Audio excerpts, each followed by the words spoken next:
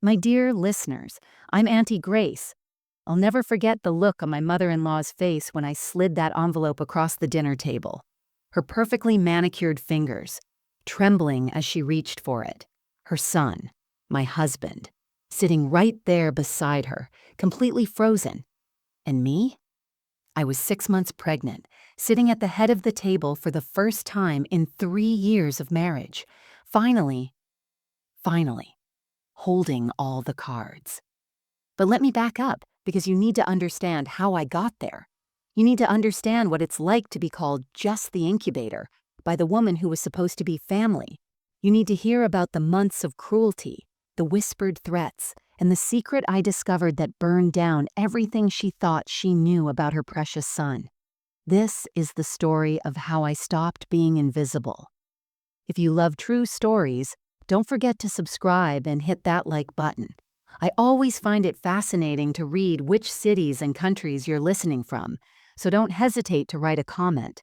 Happy listening. 3 years ago, I married Daniel Mitchell in a small ceremony at his parents' country club. I wore a simple white dress, nothing extravagant, and I remember thinking how perfect everything felt.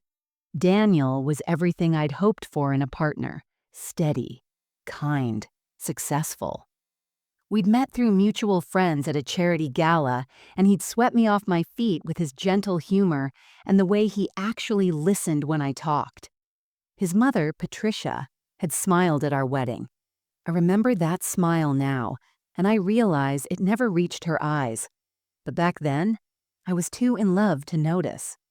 We settled into married life in a beautiful townhouse in downtown Philadelphia, Daniel's choice, close to his law firm. I worked as a pediatric nurse at Children's Hospital, and our routines fell into place easily. Morning coffee together, evenings cooking dinner, weekend brunches with his parents. That's where the cracks started to show. Patricia Mitchell was, how do I put this delicately? She was a woman who believed she owned her son, not in a sweet, doting mother way. No, in a he came from my body, therefore he belongs to me kind of way. She had opinions about everything: our furniture, my career, the fact that I kept my maiden name professionally, the way I organized our kitchen. "Darling," she'd say to Daniel, completely ignoring me, "surely Vanessa doesn't need to work those long shifts now that she's married to you. What will people think?" I'd smile tightly. Daniel would squeeze my hand under the table. "Mom, Vanessa loves her job. She's amazing at what she does." Patricia would sip her wine, eyes cold. Of course. But it was manageable, you know? Annoying, sure. Uncomfortable at times. But I told myself every married couple deals with difficult in-laws. I told myself it would get better once she realized I wasn't going anywhere. I was so wrong. Everything changed the day I told Daniels I was pregnant. We'd been trying for about 8 months. Nothing too stressful, just hoping. And when that little plus sign appeared on the test, I actually cried. Happy tears. The kind that come from somewhere deep in your chest. Daniel picked me up and spun me around our kitchen, laughing, kissing my face, calling me his beautiful wife and the mother of his child. It was perfect. For about 3 hours. Then he called his mother. I should have known, right?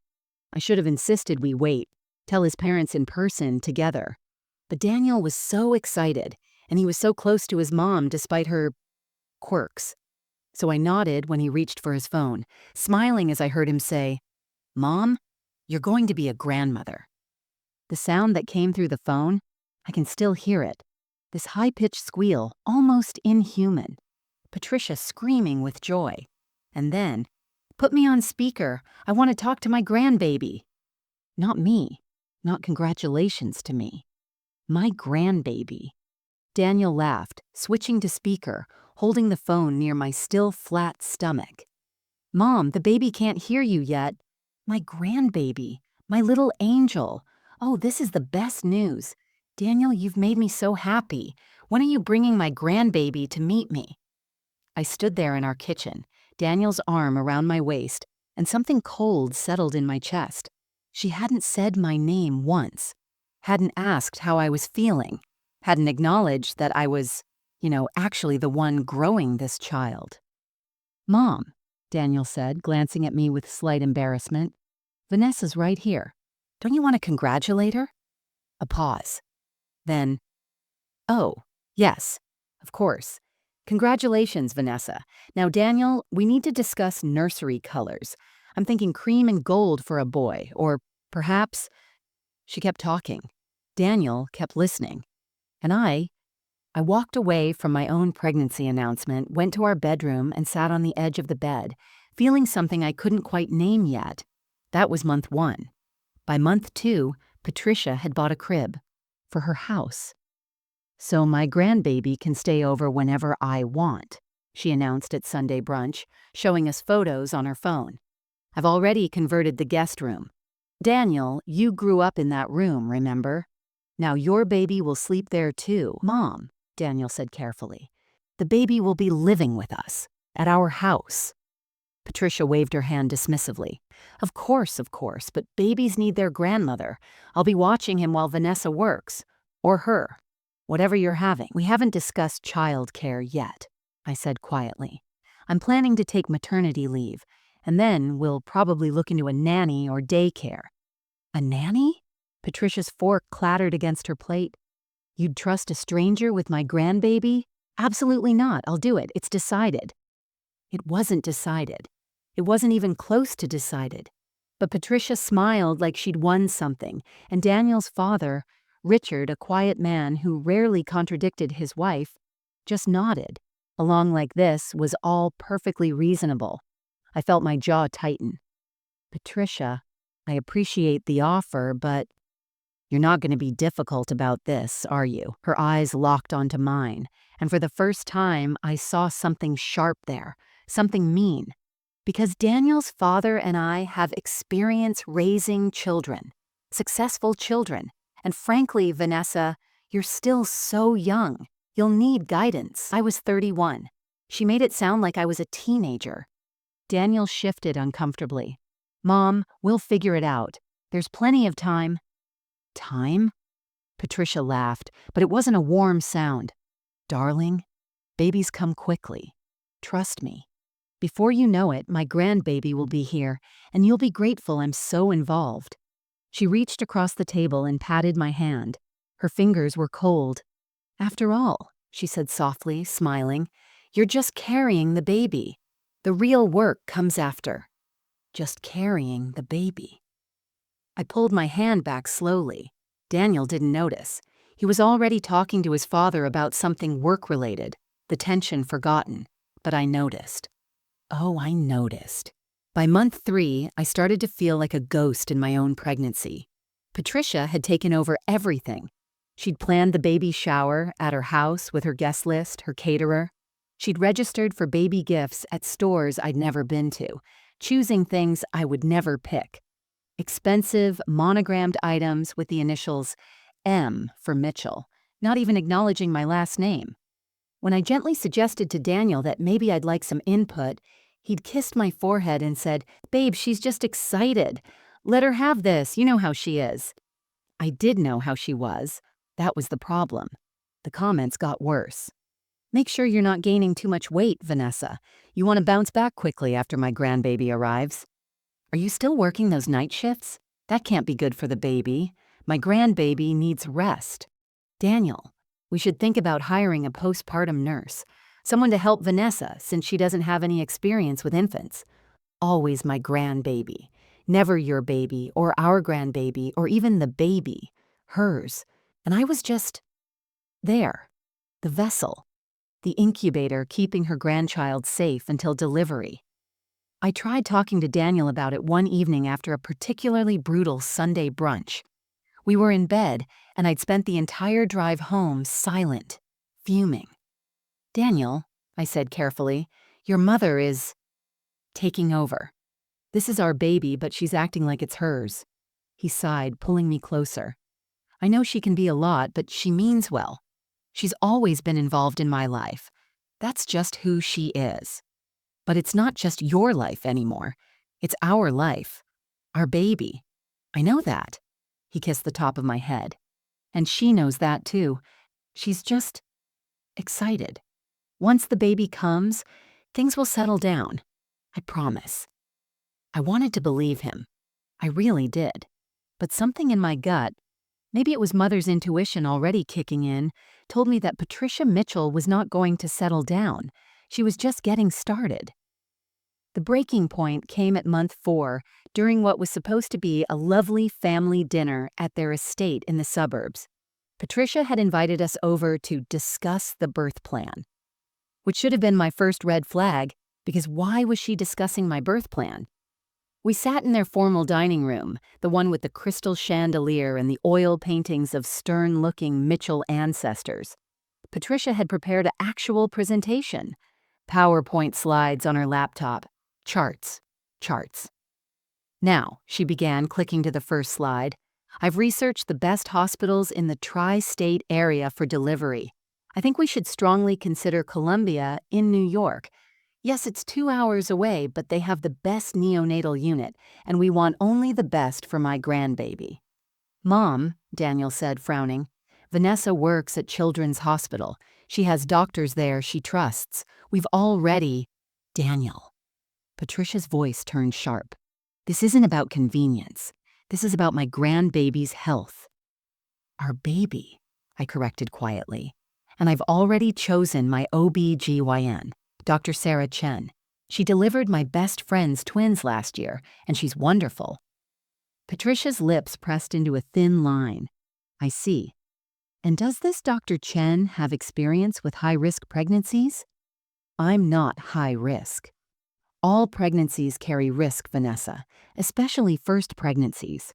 She clicked to the next slide. Now, let's talk about the birth itself. I'll obviously be in the delivery room. What? The word burst out of me before I could stop it. Patricia blinked at me as if I'd said something in a foreign language. I said I'll be in the delivery room for support. Daniel will need someone there with him, and obviously I want to be the first to hold my grandbaby. No. The room went silent. I'm sorry? Patricia said, her tone icy. My heart was pounding, but I held her gaze. No, you won't be in the delivery room. It's going to be me and Daniel. That's it. That's ridiculous. I'm the baby's grandmother. I have every right. You have no rights. My voice was shaking now, but I didn't stop. This is my medical procedure. My body, my baby, and I decide who's there. Patricia's face went white, then red. She looked at Daniel, waiting for him to defend her. Daniel cleared his throat. Mom, Vanessa's right. The delivery room is private. We'll call you as soon as the baby's born. For a moment, I thought Patricia might explode. Her hands clenched into fists on the table. Her jaw worked silently. Then slowly, she smiled. It was the coldest smile I'd ever seen. Of course, she said softly. How silly of me. You're absolutely right, Vanessa. The delivery room is yours. You're the incubator, after all. The word hung in the air like smoke. Incubator. Daniel's head snapped toward his mother. Mom, what the hell? What? It's true, isn't it? Patricia's smile widened. Vanessa is carrying the baby, keeping it safe and warm, like an incubator. That's her job right now. And then, when my grandbaby arrives, the real family can take over. I stood up so fast my chair scraped against the floor. We're leaving, I said, my voice barely controlled. Vanessa, Daniel started. Now Daniel, to his credit, he didn't argue. He stood, made some awkward excuse to his parents, and we left. In the car, he tried to apologize for her, tried to explain she didn't mean it the way it sounded, tried to convince me she was just protective and overbearing, not malicious. But I knew better. I'd seen her eyes when she said it. She meant every word. After that dinner, something shifted in me.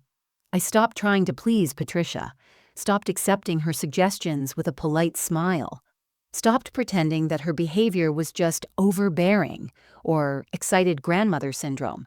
I saw her clearly now, and what I saw was a woman who viewed me as temporary, an obstacle between her and what she considered hers.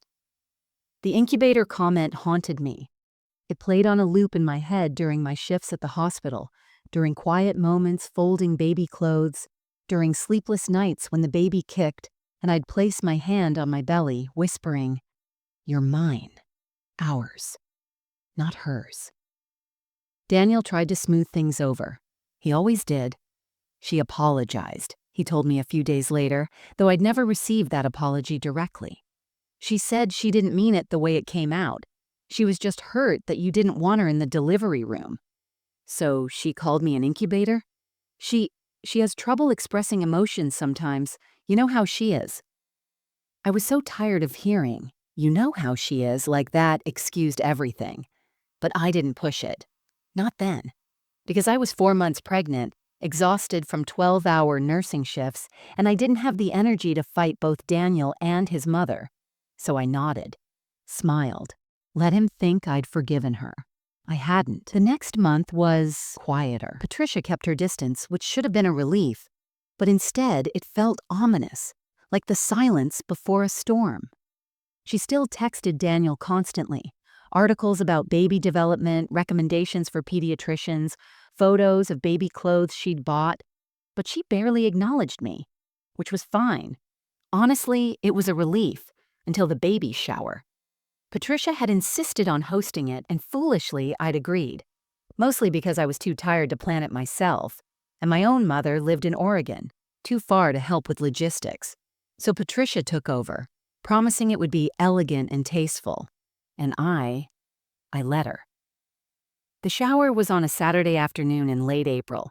Spring had finally arrived in Philadelphia, and Patricia's garden was blooming. Tulips and daffodils, perfectly manicured hedges, a white tent set up on the lawn with round tables draped in cream linens. It was beautiful. I'll give her that.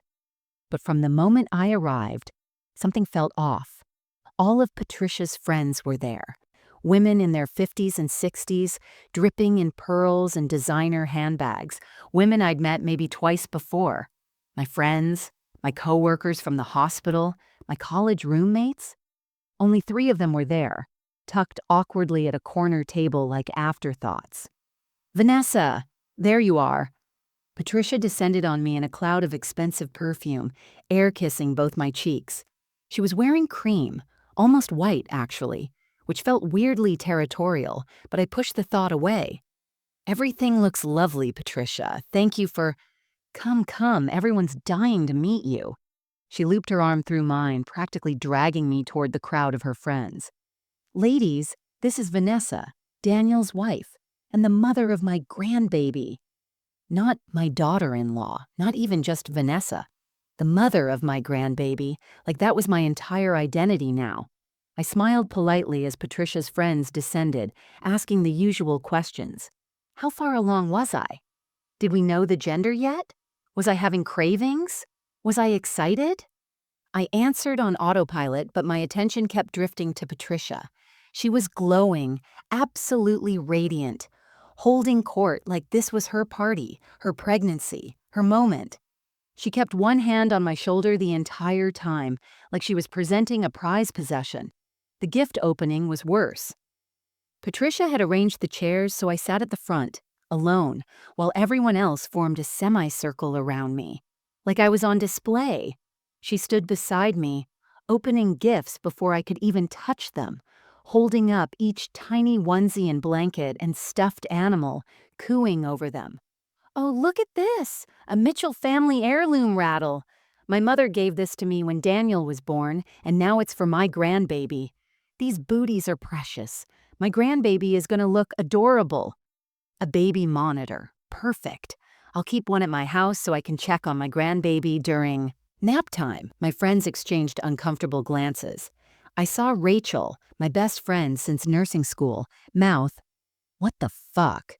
to our friend Sarah. I just smiled, nodded, accepted the attention and the gifts and the uncomfortable reality that this baby shower was more about Patricia than it was about me.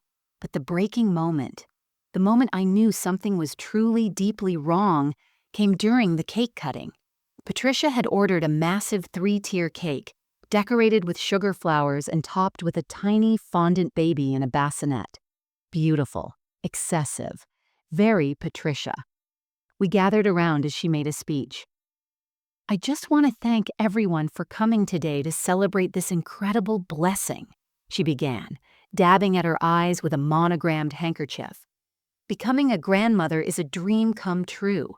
I've waited so long for this moment, for the chance to hold my grandbaby, to pass down the Mitchell family traditions, to be part of raising the next generation.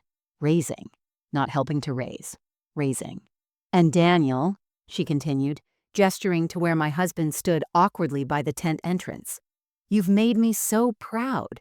You're going to be a wonderful father, just like your own father was to you. Everyone clapped. Daniel smiled uncomfortably. Patricia turned to me then, and her smile was wrong. Too wide.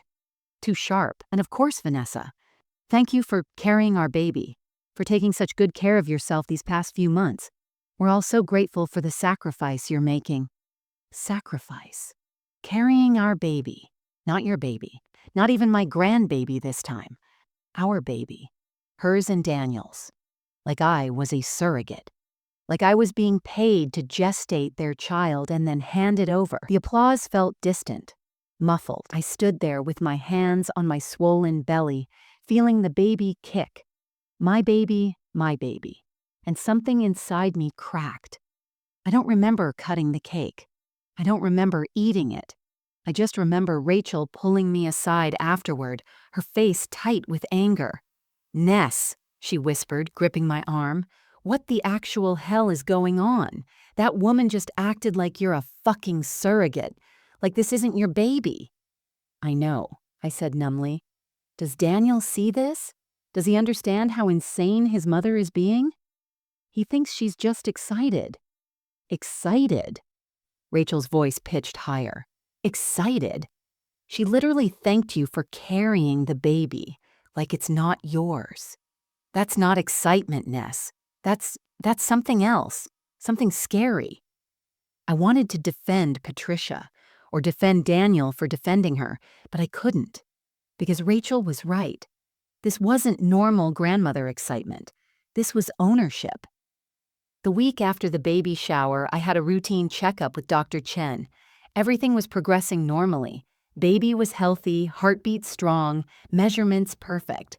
I was entering my 3rd trimester, and despite the emotional exhaustion from dealing with Patricia, physically I was doing well. Daniel had promised to come to the appointment. He'd missed the last 2 because of work emergencies, and I'd tried not to be hurt about it, but I was hurt. These were our moments to hear our baby's heartbeat together, to see the ultrasound images, to feel connected as parents. But that morning he texted, "So sorry, babe. Deposition's running late. Mom said she'll come with you instead. Love you." I stared at that text for a full minute. Mom said she'll come with you. I hadn't asked Patricia to come. I hadn't even told her about the appointment, which meant Daniel had told her and she'd volunteered and he'd just agreed, without asking me. I almost canceled the appointment out of spite, but I needed to hear my baby's heartbeat, needed that reassurance that everything was okay.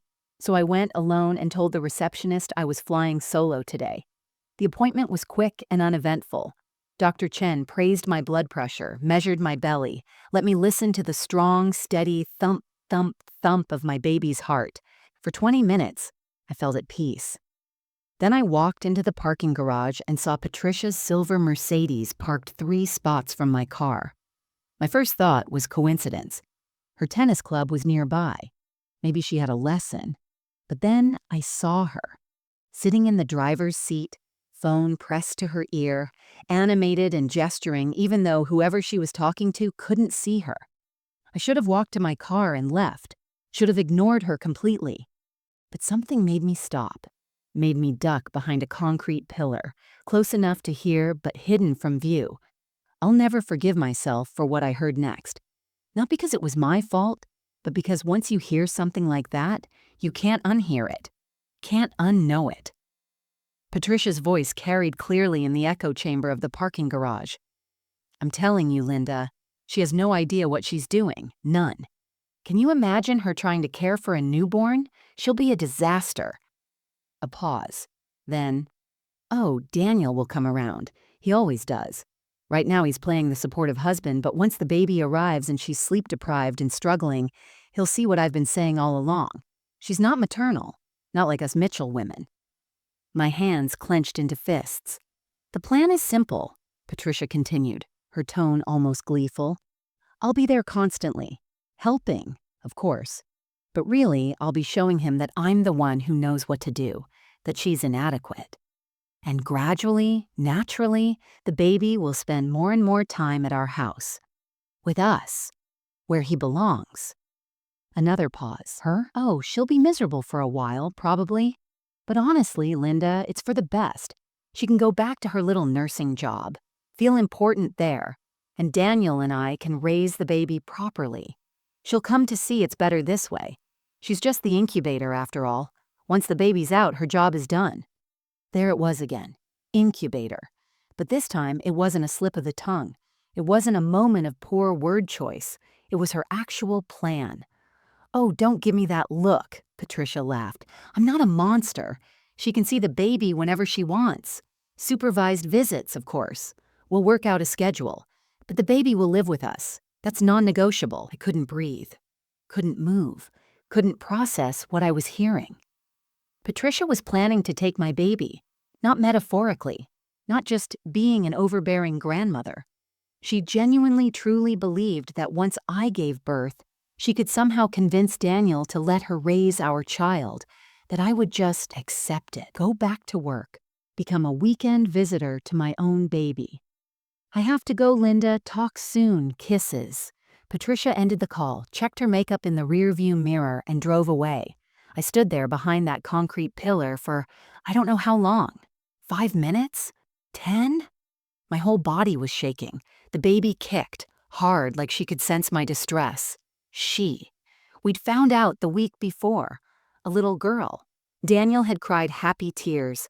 I'd imagined her future, teaching her to be strong, independent, kind, raising her with love and boundaries and respect. But Patricia wanted to take all of that away from me. I walked to my car in a daze, got in, locked the doors, and just sat there, staring at nothing, feeling everything. And that's when the anger came. Not the hot, explosive kind, the cold, calculating kind, the kind that sharpens your mind instead of clouding it. Patricia thought I was weak, inadequate, temporary. She thought I would just roll over and accept being pushed out of my own daughter's life. She thought she could plan my daughter's future without me in it, and I'd be too meek, too tired, too grateful for her help to fight back. She was wrong. I didn't tell Daniel about what I'd overheard. Not right away. I needed to think, to understand the full scope of what I was dealing with. Because if I went to Daniel with this and he defended his mother again, brushed it off as just talk or "you misunderstood," I'd lose whatever small leverage I had. So I stayed quiet, smiled, played along, and I started paying attention. Over the next 2 weeks, I noticed things I'd been too exhausted or too trusting to see before. The way Patricia had keys to our townhouse for emergencies, she'd said when Daniel gave them to her. The way she'd text Daniel multiple times a day with advice that was really just instructions. The way she'd already set up a nursery at her house, complete with a changing table, a glider, shelves of books and toys. I went through our joint finances and found charges I hadn't noticed before. Patricia had Daniel's credit card on file at several stores. Baby expenses, he'd said, for the nursery.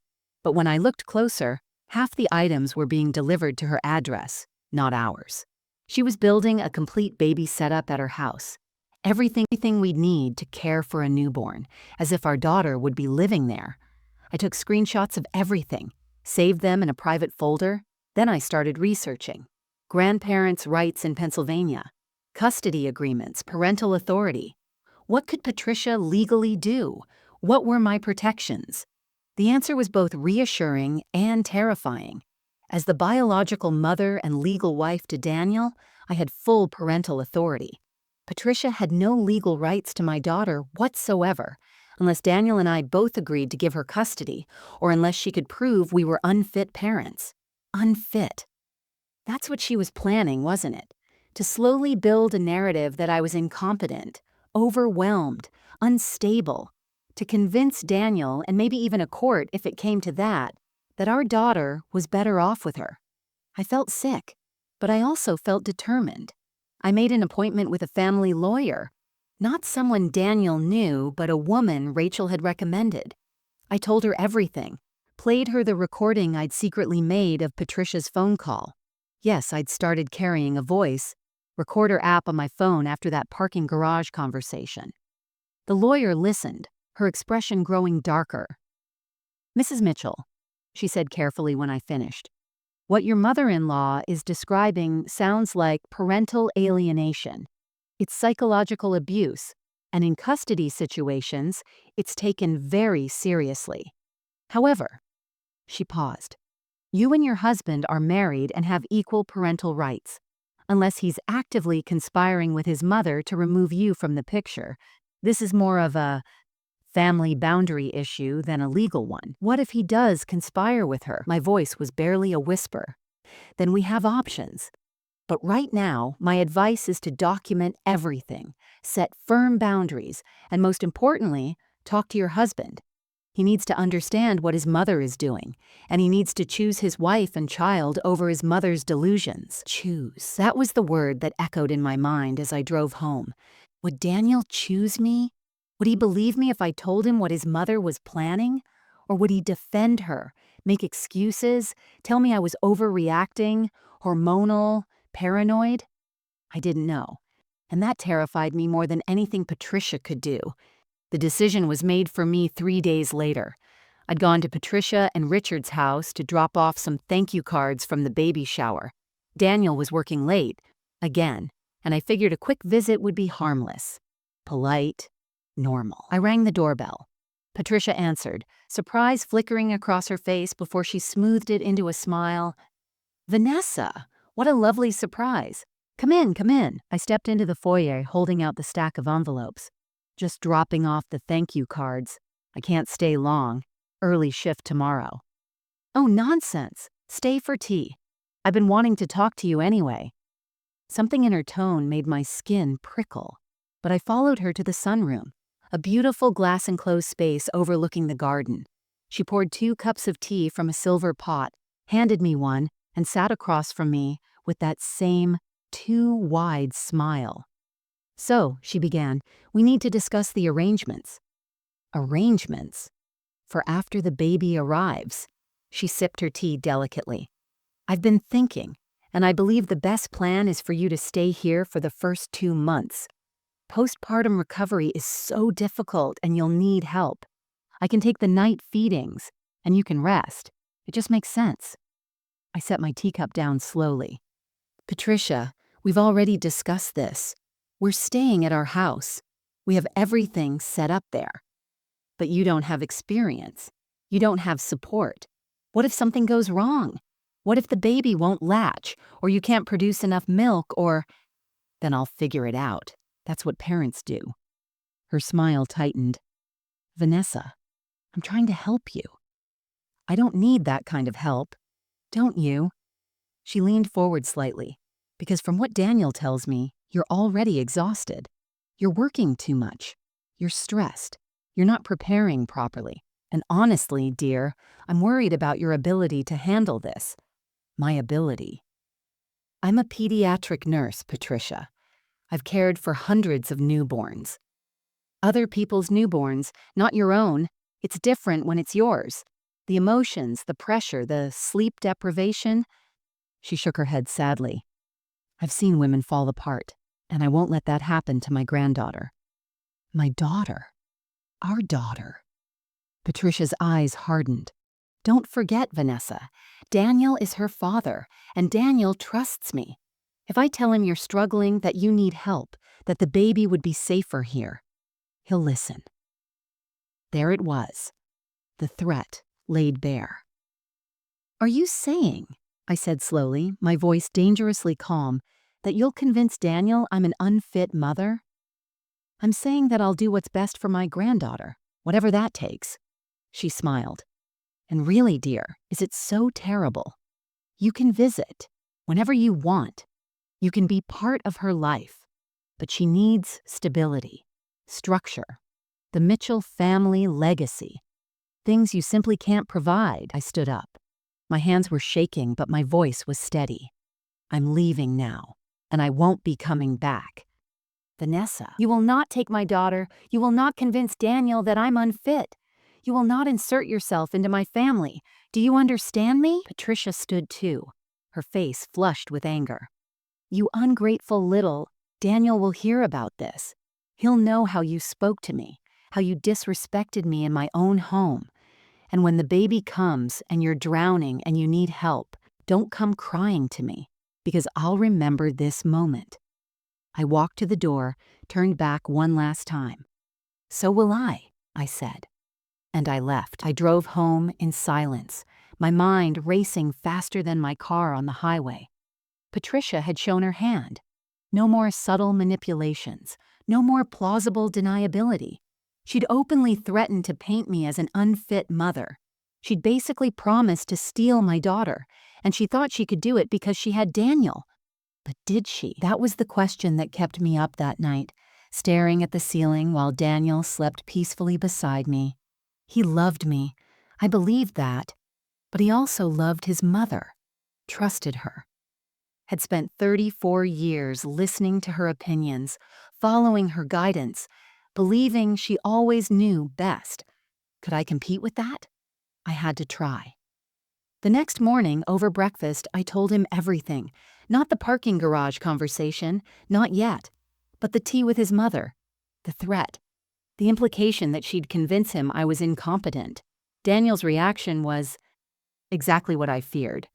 He set down his coffee mug slowly, his face caught between disbelief and discomfort.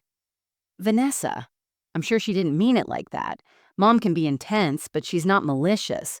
She's just worried about you, about the baby. Daniel, she threatened to tell you I'm unfit. Those were her words. She probably just meant she wants to help. Stop. I held up my hand, feeling tears of frustration burning behind my eyes. Stop defending her. Stop making excuses. She told me to my face that our daughter belongs with her, not us, her. That's not what she meant. How do you know? Were you there? He ran a hand through his hair, looking genuinely distressed. Look, I know Mom can be overbearing. I know she has boundary issues, but she loves this baby. She loves us. She's not trying to take anything from you. She's just excited and maybe handling it badly. There it was. The script he'd been reciting for months. She means well. She's just excited. I felt something inside me shut down. Not my love for Daniel, but my faith that he could see clearly when it came to his mother. He was blind, willfully, tragically blind. Okay, I said quietly. Okay. He looked relieved. So we're good? Sure, Daniel, we're good. But we weren't. And I think, on some level, he knew that. He left for work 20 minutes later, kissing my forehead and promising to talk to his mother about boundaries. I nodded, smiled, and watched him go. Then I made a decision. If Daniel couldn't protect me from Patricia, I'd have to protect myself. The idea came to me 3 days later during a routine ultrasound appointment. I was alone again. Daniel had another work emergency, shocking absolutely no one. And Dr. Chen was measuring the baby, checking fluid levels, confirming everything was progressing normally. Your little girl is perfect, Dr. Chen said, smiling at the screen. Strong heartbeat, good growth, head down already. She's getting ready. My little girl, not Patricia's, mine. And that's when it hit me. The thing that had been nagging at the back of my mind for weeks, the strange detail I couldn't quite place. Daniel's infertility scare. It had happened years ago, long before we met. He'd mentioned it once, casually, during one of our early dating conversations. He'd had mumps as a teenager, a bad case that had led to orchitis, an inflammation that sometimes causes fertility issues in men. His doctor had told him there was a chance it might affect his ability to have children. But we'd gotten pregnant easily. 8 months of trying, sure, but nothing abnormal. I'd never thought twice about it. Until now. Because Patricia had been so certain this baby was hers. So possessive. So convinced that her bloodline, her legacy, was continuing through this child. What if? No, that was crazy. But what if it wasn't? I sat in my car in the hospital parking lot for 30 minutes, my mind spinning. Then I pulled out my phone and called Daniel. "Hey, babe," he answered, sounding distracted. "Everything okay? How was the appointment?" "Baby's perfect," I said. "Listen, can I ask you something weird?" "Sure." "That fertility scare you had, the mumps thing. Did you ever follow up on that? Get tested?" A pause. "Why are you asking?" "I'm just curious. You mentioned it once, but we never really talked about it in detail." Another pause, longer this time. "I mean, not recently. I got tested once in my 20s, and the numbers were low but not impossible. The doctor said I could still potentially father children. It just might take longer. Low but not impossible. But we got pregnant pretty quickly," I said carefully. "That's good, right? Means everything's fine." Yeah, exactly. Look, I have to jump into a meeting. Love you." He hung up before I could respond. I sat there, phone in hand, feeling something cold and terrible solidify in my chest. Daniel's voice had been wrong, tight, evasive. He was hiding something. That night, after Daniel fell asleep, I did something I'm not proud of. I went through his phone. I know. It's a violation of privacy, a breach of trust. But I was 6 months pregnant, being threatened by his mother, and something in his voice that afternoon had set off every alarm bell in my body. I found what I was looking for in his deleted emails folder, messages from a fertility clinic in New York, from 3 years ago, right before we got engaged. The subject line of one email made my blood run cold. Sperm analysis results. Patient, Daniel Mitchell. My hands shook as I opened it. The results were not good. Severely low sperm count, poor motility. The medical jargon essentially translated to natural conception extremely unlikely. Recommendation: consider IVF with ICSI or sperm donor. Daniel had known. Before we got married, before we started trying, he'd known that his chances of naturally fathering a child were almost zero, and he'd never told me. I kept scrolling, my heart pounding. Found more emails, correspondence with a fertility specialist, discussions about options. And then, buried deep in a subfolder he must have thought was permanently deleted, I found it. An email from a sperm bank, a confirmation of donor selection, a profile, donor Daror 782, height 6'1", education, master's degree, hair dark brown, eyes hazel, health history excellent. The date of the confirmation was 9 months before I got pregnant. I sat there on our bathroom floor, phone clutched in my shaking hands, trying to process what I was seeing. Daniel had used a sperm donor. He'd arranged it without telling me, without my knowledge or consent, without even discussing it, which meant... I pressed a hand to my belly, feeling my daughter move beneath my palm. She wasn't genetically Daniel's. She was mine and donor Ura 4782's. And Daniel had let me believe, had let his mother believe, that she was his biological child, that she carried the Mitchell bloodline, that she was the granddaughter Patricia had been waiting for. But she wasn't. And Patricia, with her obsession with family legacy and Mitchell traditions and our granddaughter, had no genetic connection to this baby at all. None. I started laughing. Quietly at first, then harder, until tears were streaming down my face and I had to cover my mouth so I wouldn't wake Daniel, because it was absurd, horrifyingly, perfectly absurd. Patricia had been tormenting me for months over a baby that wasn't even her genetic grandchild. She'd called me an incubator, planned to take my daughter, threatened me, all for a baby that had zero Mitchell DNA. And Daniel had lied. To me, to his mother, to everyone. The question was, why? I didn't confront Daniel that night, or the next day, or the day after that. I needed time to think, to plan, to understand the full scope of what this meant. Because this wasn't just about Patricia anymore. This was about my husband lying to me about something fundamental, about making medical decisions regarding my body and my pregnancy without my knowledge. I should have been furious. And I was, distantly, somewhere beneath the shock. But mostly, I felt calculating because Daniel's lie gave me something I desperately needed: power. Patricia's entire obsession was built on the belief that this baby was her granddaughter, that she had a rightful claim to her through blood, through family, through the Mitchell legacy. But if that belief was based on a lie, if she knew the truth, what would happen? I spent the next week researching. I found the fertility clinic Daniel had used, called and confirmed, pretending to be his wife, which technically I was, that yes, Daniel Mitchell had undergone IVF treatment using donor sperm. They couldn't give me specific details without his permission, but they confirmed the basic facts. He'd done it, really done it. Then I did something I'm still not sure was right or wrong. I ordered a paternity test, not to confirm what I already knew. Daniel wasn't the biological father, but to have documentation, proof, evidence that I could use if I needed to. The kit arrived in discreet packaging. I collected a sample from Daniel's toothbrush one morning while he was in the shower, collected a swab from my own cheek, mailed it off to the lab with rush processing. The results would take 7 days. 7 days to decide what kind of person I wanted to be, what kind of mother, what kind of wife.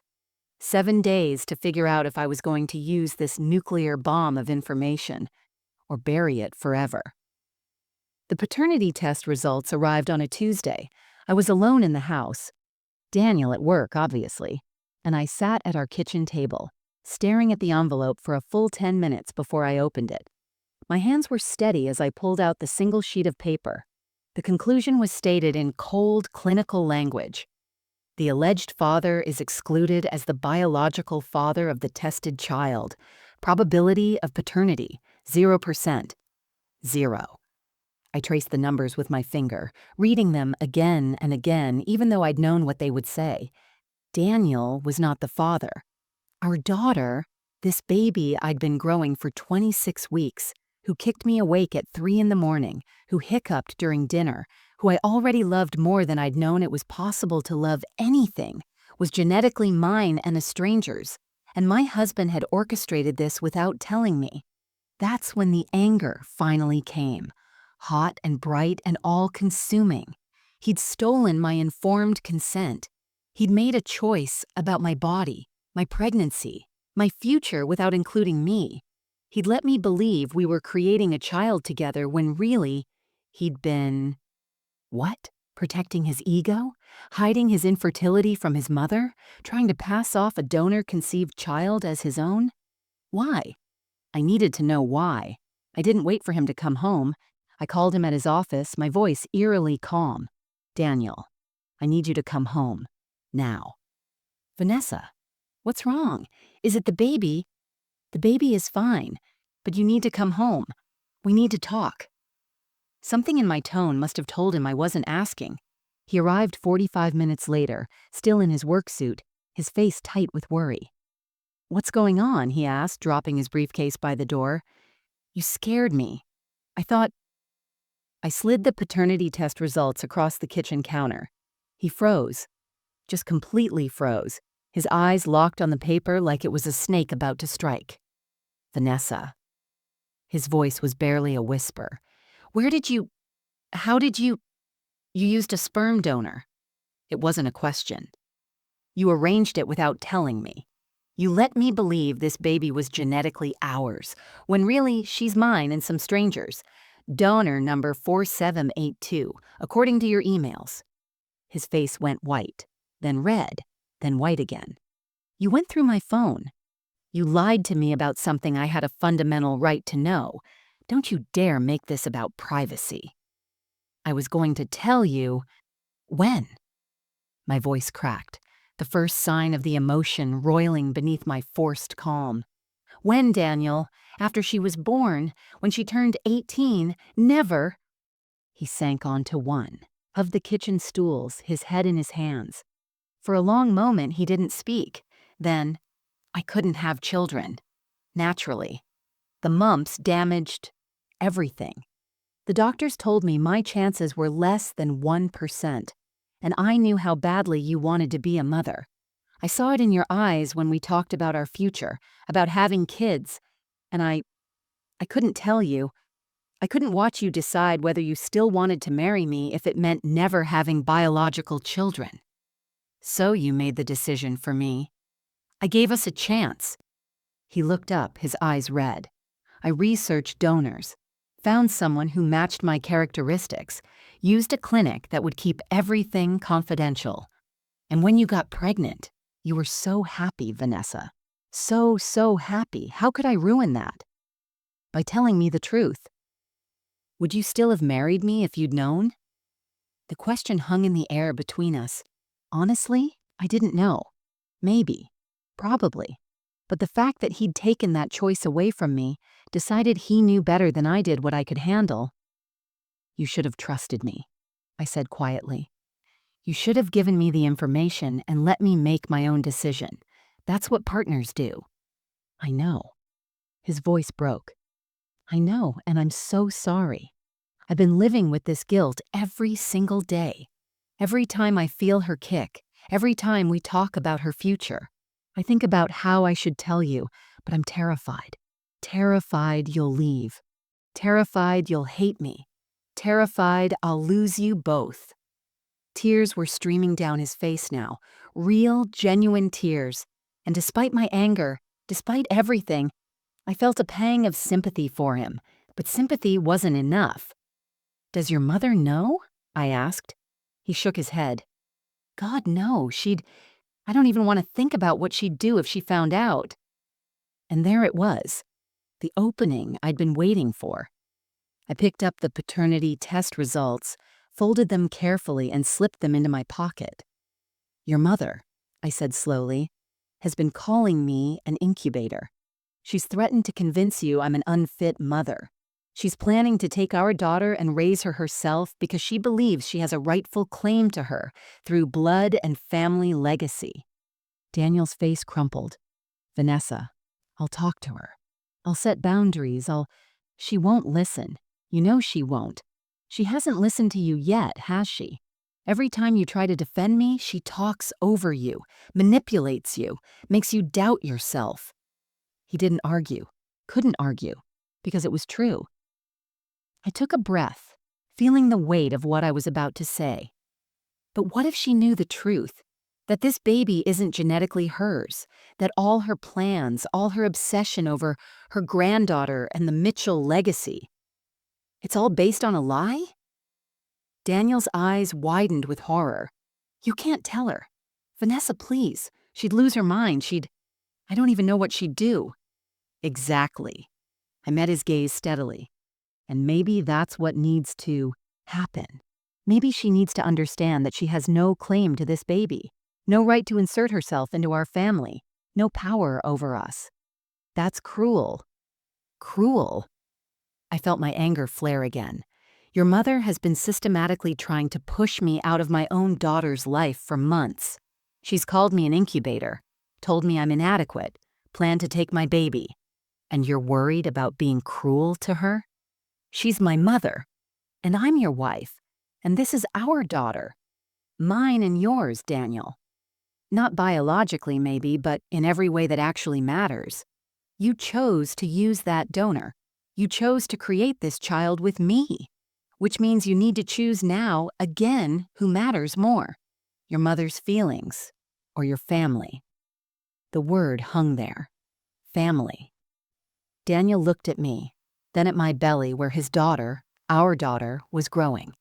And I saw something shift in his face, something harden. "What do you want to do?" he asked quietly, and I told him my plan. The plan was simple. Brutal, maybe, but simple. We were going to host a family dinner. Patricia and Richard, Daniel's younger sister Michelle and her husband, my parents who were flying in from Oregon for a visit, and us. A nice, civilized gathering to celebrate the upcoming arrival of the baby. And at that dinner, I was going to tell the truth. Not cruelly, not vindictively, but clearly and undeniably with documentation to back it up. I was going to reveal that the baby Patricia had been obsessing over, planning to steal, calling her granddaughter for months. wasn't genetically related to her at all. Daniel resisted at first. Of course he did. There has to be another way, he kept saying in the days after our confrontation. We can set boundaries without humiliating her. We can move away, limit contact, see a family therapist. She threatened to call me an unfit mother, Daniel. She told me to my face that our daughter belongs with her. Boundaries don't work with people like Patricia. You know that. You've been trying to set boundaries your entire life, and she steamrolls right over them. He couldn't argue with that. But telling her like this, at a family dinner, it's so public, so final. It needs to be public, I said firmly. If it's just the three of us, she'll twist it. She'll manipulate you, make excuses, find a way to minimize what she's done. But with witnesses? With my parents there? With your sister there? She can't rewrite the narrative. She can't gaslight us. Daniel was quiet for a long time. Then, my mom is going to be devastated. Good, I said, and I meant it. Maybe devastation is what she needs to understand how badly she's behaved. Maybe losing what she thought she had will teach her to appreciate what she's actually given. The privilege of being a grandmother, not an owner. He nodded slowly, and I saw acceptance settle over him. Not happiness, not peace, but acceptance. Okay, he said, we'll do it your way. The dinner was scheduled for the following Saturday evening.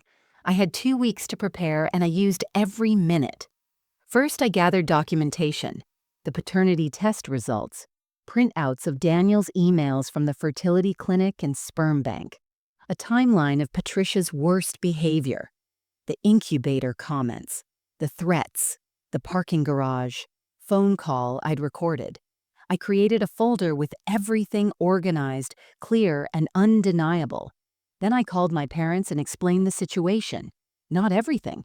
I didn't tell them about the sperm donor yet, but I told them about Patricia's behavior, her threats, her attempts to push me out. My mother's response was immediate and fierce. That woman said what to you? Oh, sweetheart, we're coming early. We'll be there for you, whatever you need. My dad, normally a quiet, measured man, simply said, no one threatens my daughter or my granddaughter. We'll handle this. Their support fortified me, reminded me that I wasn't crazy, wasn't overreacting, wasn't being hormonal or difficult.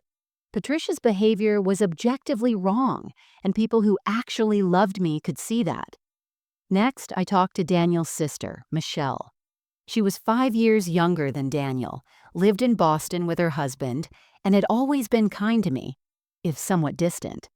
We'd never been close, but she seemed like a decent person who'd been overshadowed by Patricia's intensity most of her life. I called her on a Tuesday afternoon while she was on her lunch break. Michelle, I need to talk to you about something serious, about your mom. There was a pause. Then, what did she do now? The resignation in her voice told me everything I needed to know. Michelle knew, maybe not the specifics, but she understood what kind of person her mother was. I told her, all of it.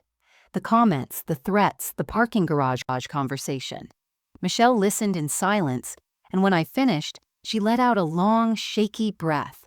I'm so sorry, Vanessa. I've watched her do this my whole life. Latch onto something she wants and steamroll anyone who gets in her way. She did it to me when I got married, tried to plan my entire wedding, control every detail. I had to elope just to have something that was mine. I didn't know that. Because I don't talk about it, it's easier to just keep my distance. Let her have the relationship with Daniel, stay on the periphery where she can't hurt me as much. She paused. What are you going to do? I told her about the dinner, about the plan to reveal the truth. Another long silence. Then, that's going to destroy her. I know. And honestly, she deserves it. I'll be there. Jason and I will both be there. You need witnesses who will back you up, who she can't manipulate. You'll have us. I felt tears prick my eyes. Thank you. Thank you, Michelle said quietly. Someone needed to stand up to her eventually. I'm just glad it's not me. We both laughed, a little darkly, and hung up. The days leading up to the dinner were surreal. Patricia called several times, excited about the family celebration, asking what she could bring, suggesting menu items. I was polite but distant, letting Daniel handle most of the communication. She had no idea what was coming. Part of me felt guilty about that, about the ambush, the public humiliation. But every time that guilt crept in, I remembered her voice in the parking garage. She's just the incubator. Once the baby's out, her job is done. And the guilt evaporated. I spent hours rehearsing what I'd say. I needed to be calm, clear, factual, not angry or emotional, even though I felt both of those things burning beneath my skin. Because if I lost control, Patricia would use it against me. Proof that I was unstable, hormonal, unfit. So I practiced in front of the mirror, practiced my breathing, practiced keeping my voice steady while saying the words that would shatter Patricia's world. Daniel watched me sometimes, his face drawn with guilt and dread. He was going to lose his mother. Not literally, maybe, but the relationship would never be the same. And as much as Patricia deserved this, I knew it was costing him. "Are you sure?" he asked me the night before the dinner, lying beside me in the dark. "Are you absolutely sure this is what you want to do?" I placed his hand on my belly, where our daughter was hiccuping, a strange rhythmic flutter that had become familiar over the past few weeks. "I'm protecting her," I said simply. "I'm protecting our family. And yes, I'm sure." He didn't argue. Saturday arrived with perfect autumn weather, cool and crisp, leaves turning gold and red outside our windows. I spent the morning cleaning, cooking, setting the dining table with our good dishes, normal domestic tasks that felt surreal given what was about to happen. My parents arrived first, around 3 in the afternoon. My mom pulled me into a tight hug the moment she walked through the door, whispering, "We're here. We've got you." My dad shook Daniel's hand firmly, his eyes communicating something I couldn't quite read, but felt grateful for nonetheless. Patricia and Richard arrived at 5:30, exactly on time. Patricia swept in wearing a cream-colored dress and pearls, carrying a shopping bag filled with baby items. More clothes, more blankets, all in shades of pink and cream. "For my granddaughter," she announced, setting the bag on the couch. I couldn't resist. The boutique had the most darling little outfits. "Patricia," my mother said coolly, stepping forward. "I'm Diane, Vanessa's mother. I don't believe we've properly met." Patricia blinked, clearly taken aback by my mother's tone, but recovered quickly. "Oh, Diane, how lovely to finally meet you. You must be so excited about the baby." "I'm excited to meet my granddaughter, yes." My mother's emphasis on "my" was subtle but unmistakable. And I'm here to support my daughter through what I understand has been a difficult few months. Patricia's smile faltered slightly. "Difficult? I'm not sure what you mean." "Mom," Daniel interrupted smoothly, "let's sit down. Dinner's almost ready." Michelle and Jason arrived moments later, and we all moved to the dining room. I'd arranged the seating deliberately. Me at the head of the table, Daniel to my right, my parents flanking me on the left. Patricia and Richard across from us with Michelle and Jason between them and my parents. Patricia frowned at the arrangement. "Vanessa, dear, shouldn't I sit at the head? I am the eldest. I'm hosting tonight," I said calmly, "so I'll sit here." For a moment, I thought she'd argue, but Richard placed a hand on her arm and she sat, her lips pressed into a thin line. Dinner was awkward but civil. We ate the roast chicken and vegetables I'd prepared, made small talk about Michelle's work and my dad's recent retirement. Patricia dominated the conversation as usual, talking about the baby shower, the nursery she'd prepared, her plans for helping once the baby arrived. "I'll come stay for at least the first month," she announced, serving herself more potatoes. "Newborns are so much work, and Vanessa will need constant support. Of course, I've already stocked my guest room with diapers and wipes. The baby can sleep there when Vanessa needs a break." "Patricia." My mother's voice cut through the room like a knife. "I'll be staying to help after the baby is born. I'm the maternal grandmother, and it's my place to support my daughter during postpartum recovery." Patricia's fork clattered against her plate. I beg your pardon? You heard me. My mother's face was pleasant, but her eyes were steel. You're the paternal grandmother. I'm the maternal grandmother. There's a hierarchy, and postpartum care traditionally falls to the mother's mother. That's me. That's absurd. I'm Daniel's mother. I raised him. I know how to care for babies, so do I. And I'll be the one helping Vanessa. You're welcome to visit, of course, with advance notice, during reasonable hours. Patricia turned to Daniel, her face flushed. Daniel, are you going to let her speak to me this way? Daniel took a deep breath. Mom, Diane's right. Vanessa's mom is going to stay with us for the first few weeks. We've already discussed it. We hadn't, actually, but I squeezed his hand under the table, grateful. Patricia's mouth opened and closed like a fish. Then she turned to me, her eyes blazing. This is your doing. You're trying to cut me out. You're trying to keep me from my granddaughter. Patricia. I set down my fork, my heart pounding but my voice steady. I think we need to have an honest conversation about the baby, about your behavior, about the truth. The truth? She laughed, but it was a brittle sound. What truth could you possibly... The truth about this baby's paternity. The room went silent, completely, utterly silent. Patricia stared at me, confusion and something like fear flickering across her face. What are you talking about? I reached beside my chair and pulled out the folder I'd prepared, opened it carefully, slid the paternity test results across the table toward her. Daniel is not the biological father of this baby, I said quietly. He's infertile. Has been since he had mumps as a teenager. The chances of him naturally conceiving a child are less than 1%. So 3 years ago, before we got married, he arranged to use a sperm donor. Donor number 4782. This baby, this little girl you've been obsessing over for months, is genetically mine and a stranger's. Patricia picked up the paper with shaking hands. Read it. Read it again. The color drained from her face. That's not possible. Daniel, tell her this is a lie. Tell her it's true, Mom. Daniel's voice was hoarse. I should have told you. I should have told Vanessa, but I didn't, and now we're here. You used a sperm donor? Patricia's voice was barely a whisper. But that means this baby isn't a Mitchell, I finished for her. Not genetically. She won't carry Daniel's DNA. Your DNA, she's my daughter, and Daniel's daughter through choice and love, but not through blood. Which means all your talk about family legacy, about Mitchell traditions, about how our granddaughter belongs with you, it was all based on a lie.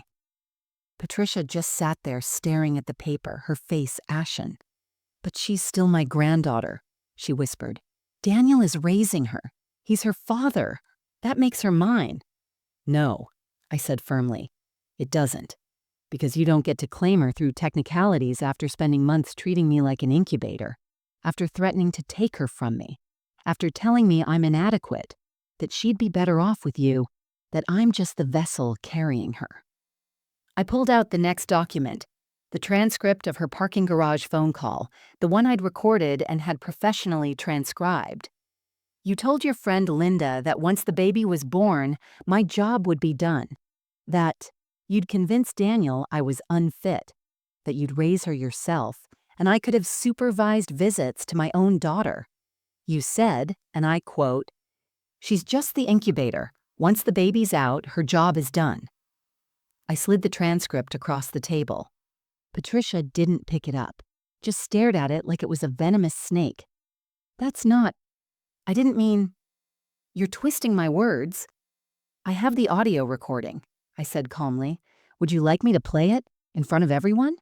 Vanessa. Richard started, his face pale. No.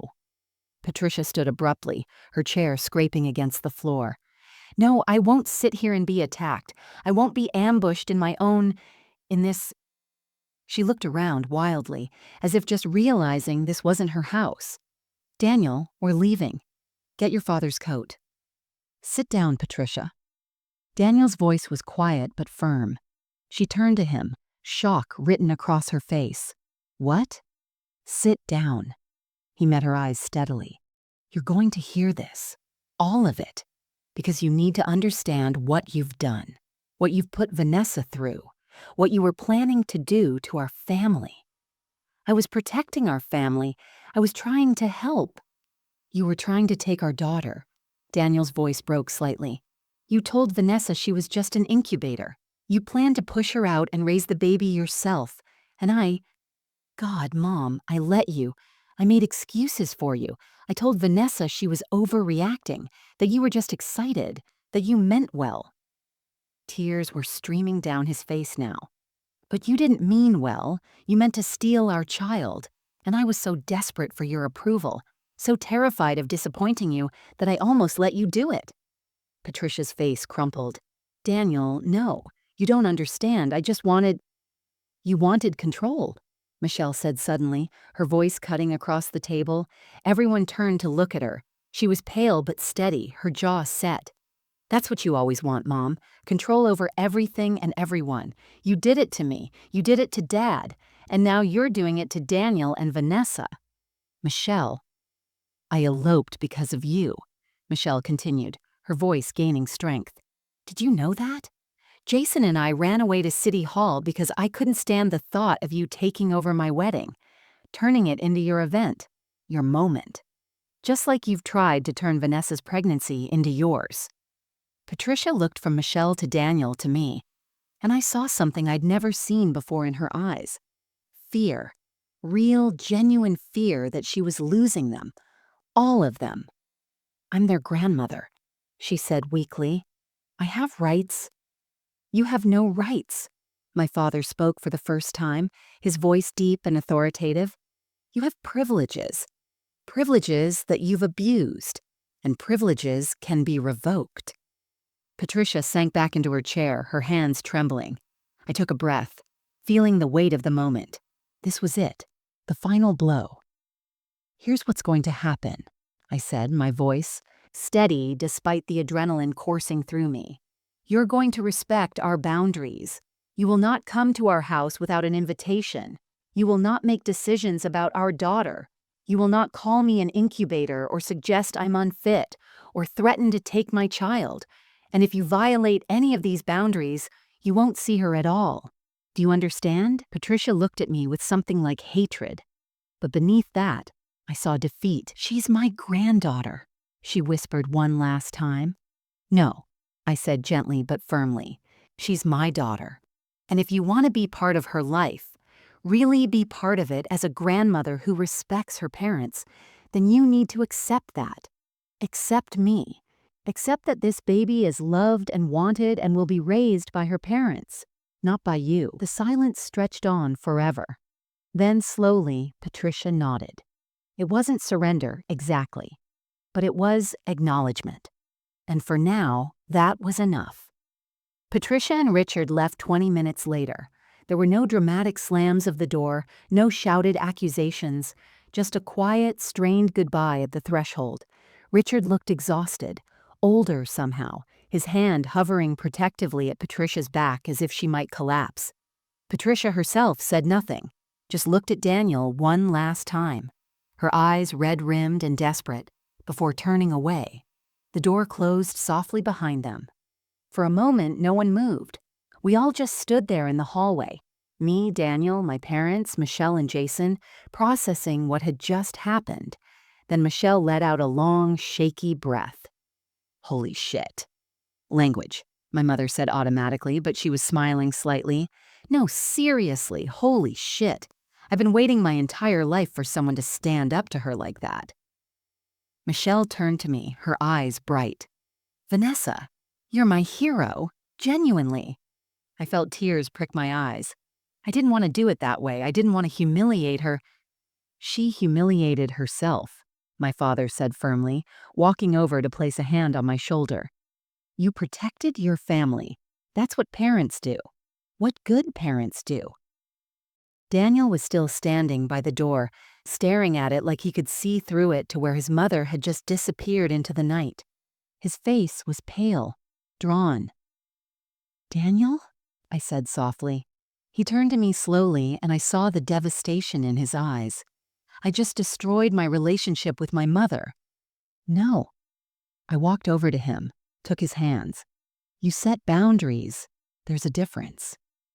She's never going to forgive me. Maybe not. Or maybe, eventually, she'll realize this was the only way, that she pushed too far and needed to be stopped. I squeezed his hands. But either way, you chose us. You chose your wife and daughter over your mother's delusions. And that means everything to me. He pulled me into his arms then, holding me as tightly as he could with my pregnant belly between us. I felt him shaking, felt the wetness of tears on my shoulder. I'm sorry, he whispered, for lying, for not protecting you sooner, for letting it get this far. I know, I whispered back. And we'll deal with all of that. The lies, the trust issues, the fact that you made decisions without me. We'll work through it. But right now, tonight, you did the right thing. You stood up for us. We stood there for a long moment, holding each other, while my parents and Michelle and Jason quietly moved back to the dining room to start cleaning up. Eventually, Daniel pulled back, wiping his eyes. What do we do now? Now? I managed a small smile. Now we prepare to be parents, together, on our terms. The next few weeks were complicated. Patricia didn't call, didn't text, didn't show up at our house. It was like she'd vanished from our lives entirely, leaving this strange, echoing silence where her constant presence had been. Part of me was relieved, but another part, a smaller, more generous part, felt sad for her. She'd lost something she'd built up in her mind as hers, and the grief of that must have been enormous. Daniel struggled. He'd call his parents' house sometimes, and Richard would answer, speaking in quiet, measured tones. Patricia was processing, Richard said. She was hurt and confused. She wasn't ready to talk yet. Give her time, Richard told Daniel during one of these calls. She'll come around. She just needs to accept the new reality. But days turned into weeks, and Patricia's silence continued. Michelle checked in regularly, texting me updates and words of encouragement. Mom's been in her room a lot, she wrote once. Dad says she's been going through old photo albums, pictures of Daniel as a baby. I think she's mourning the fantasy of what she thought this would be. That made sense. Patricia hadn't just been planning to be a grandmother. She'd been planning to relive motherhood, to have a do-over, to control and shape a new life the way she'd shaped Daniel's. And now that fantasy was gone, shattered by the truth of genetics and boundaries. I tried to feel sorry for her, and sometimes, in quiet moments, I did. But mostly, I felt free. Free to prepare for my daughter without judgment. Free to make decisions with Daniel about parenting styles and nursery colors and pediatricians without Patricia's input. Free to exist in my own pregnancy without feeling like a vessel for someone else's dreams. My mother stayed with us for 2 weeks, and her presence was a balm. She helped me organize the nursery, went to doctor's appointments with me when Daniel couldn't make it, cooked meals and told stories about when she was pregnant with me. Your grandmother, my mother-in-law, she was a piece of work too, Mom confided one evening while we were folding tiny baby clothes. Wanted to name you herself. Can you imagine? Said she'd dreamed of naming a granddaughter Constance her whole life, and I should give you that name. What did you do? I told her no. Mom smiled, politely but firmly. And you became Vanessa, the name your father and I chose together. She pouted for a month, but she got over it. Because that's what you do when you're a grandparent. You accept that the baby isn't yours. Did she ever try to overstep again? Oh, constantly. But we held the line. And eventually, she figured out that if she wanted to see you, she had to respect us. It worked. Mom paused, folding an impossibly small pink onesie. Patricia will figure it out too. Or she won't. But either way, you did the right thing. At 32 weeks, I went for a routine ultrasound. Daniel came with me this time. He'd been making more of an effort to be present, to be involved, to prove he was committed to us as partners. Dr. Chen ran the transducer over my belly, checking measurements and fluid levels. "Everything looks perfect," she said warmly. "Your little girl is growing beautifully. Should be right around 7 pounds at birth if she comes on time." "She's healthy?" Daniel asked, his voice tight with an anxiety I recognized.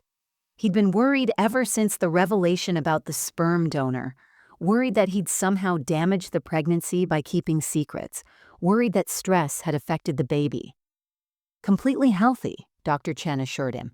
"Strong heartbeat, good movement, no concerns whatsoever. You two are doing great." On the way home, Daniel was quiet. Then, "Do you think she'll look like you?" I glanced at him. "Probably. She's got my genetics, after all. I hope she has your eyes," he said softly. "And your kindness and your strength. She'll have your sense of humor," I offered. "And your determination, and your capacity for growth. Genetics isn't everything, Daniel." He reached over and squeezed my hand. "I'm going to be a good father, I promise. Even if I'm not her biological father, I'm going to be the best dad I can be." "I know you will." And I meant it, because despite everything, the lies, the complications, the mess, I still believed in us, still believed we could build something good together. At 34 weeks, Patricia finally called. It was a Tuesday evening. Daniel and I were watching a movie, some comedy I couldn't follow because the baby kept doing acrobatics against my ribs, when his phone rang. He looked at the screen and his whole body tensed. "It's Mom." "Do you want to answer it?" I asked. He looked at me, seeking permission or maybe courage, and I nodded. He answered on speakerphone. "Hi, Mom." "Daniel." Patricia's voice was hoarse, like she'd been crying, or not talking much. Can we talk, please?" "We're talking now. I mean in person. Your father and I. We'd like to come over, if that's okay, if Vanessa allows it." Daniel looked at me. I hesitated, then nodded slowly. "Okay," Daniel said. "Tomorrow evening, 6 o'clock. But Mom, Vanessa and I are a united front now. No more manipulation, no more trying to divide us. If you can't respect that, this conversation is over before it starts." A long pause. Then, "I understand, thank you. We'll see you tomorrow." She hung up. Daniel set down the phone and we looked at each other. "Are you ready for this?" he asked. "No," I admitted, "but I think it needs to happen." Patricia and Richard arrived exactly at 6, holding a small gift bag and looking like they'd aged a decade in the past month. Patricia's perfectly coiffed hair was slightly limp. Her makeup was minimal. She wore a simple navy dress instead of her usual designer ensembles. She looked smaller, somehow, diminished. Richard stood close to her, protective, worried. We sat in the living room, Daniel and I on the couch, Patricia and Richard in the armchairs across from us. For a long moment, nobody spoke. Then Patricia cleared her throat. "I owe you both an apology, a real one." I waited, saying nothing. "I've spent the past month thinking about what you said, what you showed me, and I didn't want to believe it, didn't want to accept that I'd behaved so badly." She twisted her hands in her lap. "I told myself I was just being a concerned grandmother, that I was helping, that you were being oversensitive, but you weren't helping," I said quietly. "You were taking over." "I know." Patricia's eyes filled with tears. "I know that now. And the worst part is, I knew it then too. Deep down. I just didn't want to admit it." She reached into her purse, pulled out a tissue, dabbed at her eyes. "When Daniel was born, I was so young. 24. And I didn't really know what I was doing. But I pretended I did. I read all the books, followed all the rules, made everything perfect, and he turned out wonderfully." She looked at her son with such love, it almost hurt to witness. "He's the best thing I ever did, the best part of my life." "Mom," Daniel started. "Let me finish." Patricia took a shaky breath. "When you told me you were having a baby, I thought I could do it again. Do it better this time. I had all this experience, all this knowledge, and I could shape another life. be part of creating another perfect child. But she wasn't going to be my child. She's yours. And I couldn't accept that. She looked at me directly for the first time. Vanessa, I treated you abominably. I called you an incubator. I dismissed you, diminished you, planned to push you out of your own daughter's life. And that's unforgivable. I don't expect you to forgive me, but I need you to know that I see it now. I see what I did, and I'm horrified by it. I felt tears welling up despite myself. This was what I'd wanted: acknowledgement, genuine remorse, but hearing it was harder than I'd expected. Why? I asked, my voice cracking slightly. Why did you hate me so much? I didn't hate you. Patricia looked genuinely shocked. Vanessa, I never hated you. You treated me like I was nothing, like I was in the way, because you were everything I wasn't. The words burst out of Patricia like a confession. You're young and accomplished and confident. You have a career you love, a life outside of being a wife and mother. You don't need Daniel's money or status to define you. And when you got pregnant, I saw how easily it came to you, how natural it seemed. And I resented that. She wiped her eyes again, mascara smudging. I struggled when Daniel was born, postpartum depression, though we didn't call it that back then. I struggled to bond with him, struggled to feel like a good mother. And I've spent 34 years overcompensating for that. Being the perfect mother, the involved mother, the mother who knows everything. She laughed bitterly. But the truth is, I was terrified. Terrified that you'd be a better mother than I was. That you'd make it look easy. That Daniel would see you with the baby and realize his own mother had been lacking. The room was silent. So I tried to take over, Patricia continued. Tried to prove I was necessary, important, better. And in the process, I became the mother-in-law from hell. She met my eyes. I'm so sorry. I sat there processing. This wasn't what I'd expected. I'd expected excuses, justifications, maybe a half-hearted apology. Not this raw vulnerability, this honest self-reflection. Patricia, I said slowly, I was never trying to replace you or prove you weren't a good mother. I was just trying to have my own experience, my own relationship with my daughter. I know that now. She nodded. And that's what you deserve, both of you. To be parents without me hovering, controlling, inserting myself where I don't belong. Richard spoke up for the first time. We've been talking to a therapist, Patricia and I, about boundaries, about family dynamics, he glanced at his wife, about letting go. It's helping, Patricia said quietly, understanding why I behave the way I do, learning how to step back, be a grandmother instead of trying to be a third parent. Daniel leaned forward, his elbows on his knees. Mom, I need to apologize too. I lied to you about the baby's paternity. I let you believe something that wasn't true, and that wasn't fair. Patricia shook her head. You were protecting yourself. And honestly, Daniel, after thinking about it, the paternity doesn't matter. Not really. You're raising this baby. You chose to be her father. That's what matters. Not DNA, not bloodlines, not the Mitchell legacy. She smiled sadly. Though I'll admit, letting go of that fantasy has been harder than I expected.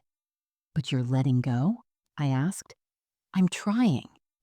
She looked at me earnestly.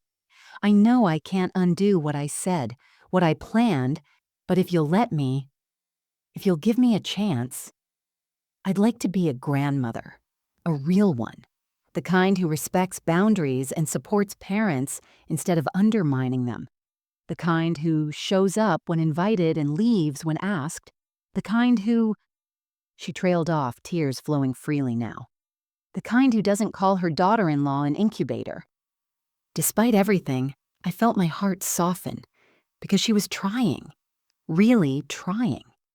And maybe that was enough to build on. I looked at Daniel. He looked back at me, a question in his eyes. I nodded slowly. Okay, I said to Patricia. We can try, but there have to be boundaries, real ones. And if you cross them, then you'll cut me out, Patricia finished. I understand, and I accept that. Your daughter, your rules. Our daughter, Daniel corrected gently. Vanessa and mine, not yours, Mom.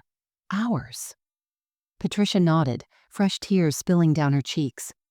Your daughter. I understand. Richard reached over and took Patricia's hand, squeezing it gently.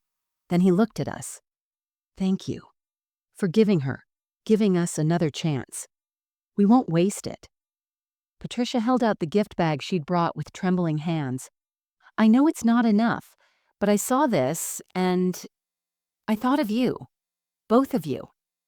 I took the bag, opened it carefully. Inside was a leather-bound journal, the cover embossed with a tree.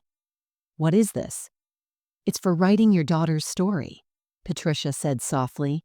From your perspective, your experiences, your feelings, your journey as parents.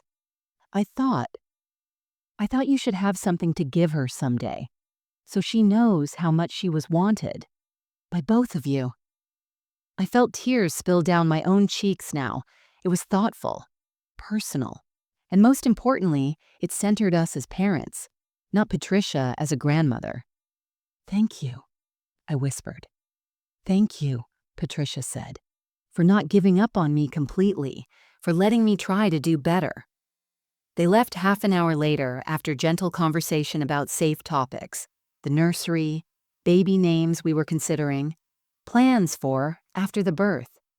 Patricia offered help if we wanted it, but made it clear. She understood if we didn't. She asked permission before giving advice. She acknowledged that we were the parents, and she was secondary. It was strange, seeing this new version of her, humbled, uncertain, but maybe, just maybe, capable of change. After they left, Daniel and I sat on the couch in silence for a long time. Do you believe her? He finally asked. I think she believes herself, I said carefully. Whether she can actually follow through? I guess we'll find out. And if she can't, then we hold the boundaries, like we said we would. I placed my hand on my belly, feeling our daughter shift beneath my palm. She's ours to protect, and I'll do whatever it takes to keep her safe, even from your mother. Daniel nodded, then leaned over and kissed my forehead. You're going to be an amazing mother. We're going to be amazing parents, I corrected, together. And for the first time in months, I believed it. At 38 weeks and 4 days, my water broke. It was 3 a.m. on a Tuesday, and I woke to a sensation like something had popped inside me, followed by a warm gush. For a moment, I just lay there in the dark, processing what was happening. Then reality hit. Daniel. I shook his shoulder. Daniel, wake up. It's time. He bolted upright like he'd been electrocuted. What? Time? Time for what? Oh God, it's time. Okay, what do we do? We go to the hospital, I said calmly, though my heart was racing. Just like we practiced. You get the hospital bag, I'll call Dr. Chen, and we'll... A contraction hit. Sharp, intense, stealing my breath. I gripped the edge of the mattress, breathing through it the way we'd learned in class. Daniel was scrambling around the room, pulling on pants, grabbing the bag we'd packed weeks ago, his phone, his wallet, talking a mile a minute. Okay, we're doing this. We're having a baby. Our baby. Oh God, Vanessa, we're about to meet our daughter. Daniel. I waited until he looked at me. Breathe. We've got this. He took a deep breath, nodded, and transformed before my eyes into the calm, competent man I'd fallen in love with. You're right. We've got this. Let's go meet our daughter. Labor was... well, it was labor. Long, painful, exhausting, and utterly worth it. We arrived at the hospital around 4:30 in the morning. Dr. Chen met us there, checking my progress and confirming I was 5 centimeters dilated and progressing well. You're going to meet your baby today, she said with a warm smile. My mother arrived around 6, having driven straight from our house where she'd been staying in the guest room. She held my hand through contractions, wiped my forehead with a cool cloth, whispered encouragement when I wanted to give up. Daniel never left my side. He held my other hand even when I squeezed so hard I thought I might break his fingers. He breathed with me, coached me, told me how strong I was, how proud he was, how much he loved me. Around noon, Daniel stepped out to call his parents. I heard him talking in the hallway, his voice low but firm. "She's doing great, progressing well. We'll call when the baby's here." "No, Mom, just you and Dad. I know Michelle wants to come, but we need to keep it small right now." "Yes, I'm sure. Mom, please. Respect what we're asking." "Thank you. I'll call you soon. Love you too." He came back looking exhausted, and I squeezed his hand. "Everything okay?" "She wanted to come now. Bring Michelle and Jason, make it a whole family event." He shook his head. "But I told her no, this is our moment. Ours and your mom's. Everyone else can meet the baby later." "I'm proud of you," I whispered. "I'm learning," he said, kissing my knuckles. At 4:17 in the afternoon, after 14 hours of labor and 30 minutes of pushing that felt like both an eternity and an instant, our daughter was born. She came into the world screaming, loud, angry, absolutely furious at being evicted from her warm home. The nurses placed her on my chest, this tiny, perfect, vernix-covered creature, and I can't even describe what I felt in that moment. It was bigger than love, bigger than joy. It was like every cell in my body suddenly understood its purpose. Like I'd been waiting my entire life for this moment, for this person, for this overwhelming, terrifying, beautiful responsibility. "Hi, baby girl," I whispered, tears streaming down my face. "Hi, I'm your mama. I've been waiting so long to meet you." She stopped crying, turned her head toward my voice, and opened her eyes. Dark blue, like most newborns. She looked at me with such ancient wisdom, such knowing that I laughed through my tears. "She's perfect," Daniel breathed beside me, his voice choked with emotion. "Vanessa, she's absolutely perfect." He reached out with one finger, touched her tiny hand, and she gripped it immediately. That reflexive newborn grasp that makes you feel like they're holding on to you as much as you're holding on to them. "Hi, sweetheart," he whispered.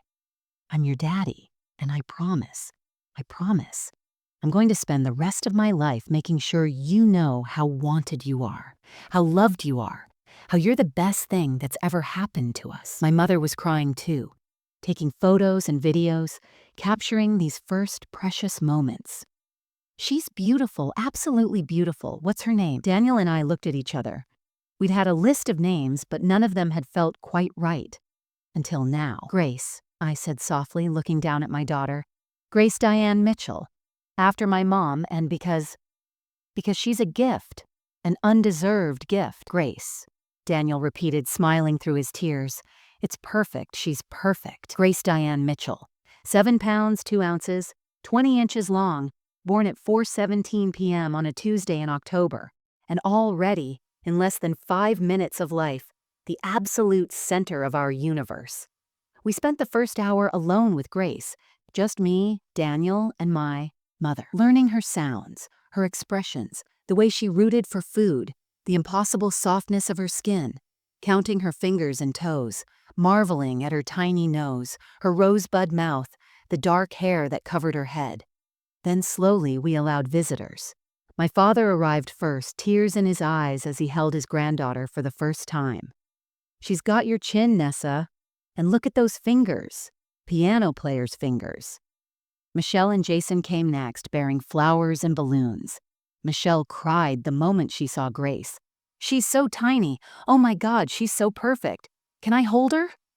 We passed Grace around carefully, watching as each person fell in love with her instantly. That's what babies do. They disarm you, break down walls, make you believe in miracles again. Finally, around 7 that evening, Daniel called his parents. "You can come now," he said simply. "Room 437. But Mom—" "I know." Patricia's voice came through the phone, and I could hear tears in it. "Boundaries. Respect. I remember. We'll be there in 20 minutes." She and Richard arrived exactly 20 minutes later. Patricia was carrying a single pink rose in a small vase. Nothing extravagant. She knocked softly on the door before entering, waited for Daniel to say, "Come in." When she walked into the room and saw Grace, sleeping peacefully in my arms, wrapped in a hospital blanket, she stopped in her tracks. Her hand flew to her mouth. Tears immediately spilled down her cheeks. "Oh," she whispered. "Oh, she's perfect," Richard finished for her, his own voice thick with emotion. "She's absolutely perfect." Patricia took a few tentative steps closer, then stopped, looking at me. May I see her? Up close?" The fact that she asked, that she didn't just swoop in and take her, spoke volumes. "Of course," I said gently. "Come meet your granddaughter." Patricia approached slowly, reverently, like she was approaching something sacred. She looked down at Grace and I watched emotions flicker across her face. Love, wonder, grief, regret. "Hello, little one," she whispered. "I'm your grandmother, and I'm going to try my very best to be a good one." Grace chose that moment to yawn, a tiny, perfect yawn that made Patricia laugh through her tears. "She's beautiful, Vanessa, truly beautiful." Patricia looked up at me, and I saw nothing but genuine warmth in her eyes. No possessiveness, no calculating looks. Just a grandmother meeting her granddaughter for the first time. "Would you like to hold her?" I asked. Patricia's eyes widened. "Are you sure?" "I'm sure." I transferred Grace carefully into Patricia's arms, showed her how to support her head. Patricia held her like she was made of glass, gazing down at her with such tenderness. "Grace," she said softly. "Grace Diane. It's a lovely name, strong and elegant." "She's named after my mother," I said, watching for any flash of jealousy or resentment. But Patricia just smiled. "As she should be. Your mother is a wonderful woman. Grace is lucky to have her as a namesake." She held the baby for a few minutes, swaying gently, whispering things I couldn't quite hear. Then she carefully handed her to Richard, who looked terrified and delighted in equal measure. Patricia came to stand beside my hospital bed, and for a moment, we just looked at each other. "Thank you," she said quietly, "for letting us be here, for giving us this chance. I know I don't deserve it." "Everyone deserves a chance to do better," I said. "And you're trying. I can see that." "I am." She reached out, hesitated, then gently squeezed my hand. "You're a mother now, and I promise you, I will never again make you doubt that this child is yours, your daughter, your family." "Our family," I corrected gently. "You're still her grandmother, Patricia. You still get to love her. You just have to do it from the right position." She nodded, wiping her eyes. "I'm still learning what that looks like, but I'll keep trying. For her, for all of you." We brought Grace home 2 days later, on a perfect autumn morning with golden light streaming through the windows of our townhouse. The nursery we'd prepared was ready. Soft gray walls, white furniture, a mobile with little moons and stars that Daniel had insisted on. Everything was perfect, and yet nothing mattered except the tiny human we were carrying over the threshold. "Welcome home, Grace," I whispered as we walked in. "This is where you'll grow up, where you'll learn to walk and talk and become whoever you're meant to be." The first few weeks were a blur of sleepless nights, endless diaper changes, and that particular exhaustion that comes from being completely responsible for another human life. My mother stayed for 2 weeks, helping with laundry and meals and middle-of-the-night coaching sessions when I couldn't get Grace to latch properly. Patricia called every few days, always asking first if it was a good time to talk. She sent a meal delivery service once, pre-made, healthy dinners that just needed to be heated up. "So you don't have to cook," the card said. "No strings attached." She asked to visit when Grace was 3 weeks old. "Just for an hour," she said. "I won't overstay, I promise." She came alone. Richard stayed home, giving us space, and true to her word, she stayed for exactly 1 hour. She held Grace, cooed over her, told me I looked tired but beautiful, and asked if there was anything we needed. "We're okay," I told her. "Still figuring it out, but we're okay." "You're doing wonderfully," Patricia said, and she meant it. She's lucky to have you as her mother. Those words, from her, meant more than I'd expected. When Patricia left, she kissed Grace's forehead gently. "I'll see you next week, sweet girl. If your mama says it's okay." "Next week is fine," I said. And it was.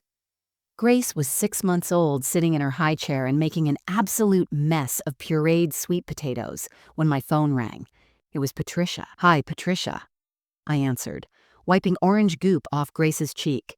"What's up? I wanted to ask you something, and please feel free to say no." She sounded nervous. "Richard and I would like to take Grace for an afternoon, just a few hours. We'd bring her to the park, maybe the Children's Museum. Let you and Daniel have some time to yourselves." 6 months ago, this request would have sent me into a panic, would have felt like the beginning of Patricia's plan to take my daughter. But now Patricia had proven herself. She'd respected every boundary, shown up when invited and left when asked permission instead of demanding access, supported us instead of undermining us. She'd changed, really changed. "Let me talk to Daniel," I said, "but I think that would be nice. We could use a date afternoon." "Really?" Patricia sounded shocked and delighted. "Oh, Vanessa, thank you. We'll take such good care of her, I promise." "I know you will," I said, and I meant it. That Saturday, Patricia and Richard picked up Grace for their afternoon together. I'd packed a bag with everything they might need: diapers, wipes, bottles, extra clothes, emergency contacts. Patricia took it all seriously, reviewing every item, asking questions, making sure she understood our routine. "We'll have her back by 5, she promised. "And I'll text you photos so you know she's okay. Have fun," I said, kissing Grace's chubby cheeks. "Be good for Grandma and Grandpa." They left, and Daniel and I stood in the doorway, watching them drive away with our daughter. "Are you okay?" Daniel asked, his arm around my waist. "Yeah," I said, surprised to realize I meant it. "I'm okay. She's going to be fine. My mom's really changed," he said quietly. I never thought she could." "People can surprise you," I said, "when they want to badly enough." We went back inside, and for the first time in 6 months, we had our house to ourselves. It was strange and quiet and a little bit wonderful. We ordered takeout, watched a movie without interruptions, took a nap together in the middle of the afternoon. It was blissfully normal and adult, and exactly what we needed. Patricia sent photos every hour. Grace at the park, Grace looking at ducks, Grace in her stroller looking fascinated by everything. And right at 5 o'clock, they pulled up outside our house. Grace was sound asleep in her car seat, exhausted from her big adventure. "She was perfect," Patricia said, transferring the car seat carefully. "She laughed at the ducks. She ate all her snacks. She napped for an hour in the stroller. We had the most wonderful time." "Thank you," I said sincerely, "for giving us that time and for taking such good care of her." Patricia smiled, a genuine, warm smile. "Anytime. Truly. Being a grandmother is the greatest privilege of my life. I won't take it for granted again." She kissed Grace's sleeping head, then surprised me by pulling me into a gentle hug. "Thank you," she whispered, "for not giving up on me, for letting me be part of her life, for forgiving me even when I didn't deserve it." "We're family," I said simply. "That's what family does." Grace's first birthday party was held at our house. Bigger now because we'd moved to a place with a yard where she could play. The backyard was decorated with pink and gold balloons, a banner that said, "Grace is one," and a smash cake shaped like a flower. All of our families were there. My parents, Daniel's parents, Michelle and Jason, friends from work, neighbors, the community we'd built around our daughter. Grace sat in her high chair, wearing a little crown, absolutely destroying her cake with both hands while everyone sang, "Happy Birthday." She was covered in frosting, grinning her 4-tooth grin, and I'd never seen anything more perfect. Patricia stood nearby, taking photos with her phone, but she wasn't directing anything, wasn't trying to control the party or make it about her. She was just a grandmother, participating, enjoying, but not dominating. After Grace had her cake and everyone was mingling, Patricia found me in the kitchen where I was refilling drinks. "Vanessa, I wanted to give you something." She handed me an envelope. "You don't have to open it now, but I wanted you to have it." I opened it carefully. Inside was a card with a handwritten letter. "Dear Vanessa, 1 year ago, you gave birth to the most beautiful little girl I've ever known. And in the process, you taught me what it really means to be a mother and a grandmother. You showed me that motherhood isn't about control or ownership. It's about love, sacrifice, and putting your child's needs above your own desires. You showed me that boundaries aren't rejection, they're respect. I spent so much time trying to take Grace from you that I almost lost the privilege of knowing her at all. I'm so grateful you gave me another chance, that you saw something in me worth saving. Watching you with Grace this year has been humbling and inspiring. You're the mother I wanted to be, but was too afraid and too proud to become. Grace is so lucky to have you. Thank you for sharing her with me. Thank you for teaching me how to be better. Thank you for showing me that it's never too late to change. With love and gratitude, Patricia." I read it twice, tears blurring the words. "Patricia," I said, looking up at her, "this is... thank you. I meant every word." She smiled, her own eyes misty. "You're a wonderful mother, Vanessa. I hope someday Grace tells you that as clearly as I'm telling you now." We hugged then, a real hug, not the stiff, performative kind from before. And in that moment, I felt something I never thought I'd feel toward Patricia Mitchell: peace. That evening, after all the guests had left and Grace was finally asleep, crashed from the excitement of her big day, Daniel and I sat on the back porch, watching the sun set behind the trees. "Can you believe it's been a year?" he asked, his hand finding mine. "Some days it feels like yesterday. Some days it feels like she's always been here." "I'm sorry," he said suddenly, "for all of it. The lies, the secrets, the fact that my mother put you through hell. I'm sorry I wasn't stronger sooner." "Daniel, we've been through this." "I know, but I need you to know every day how grateful I am.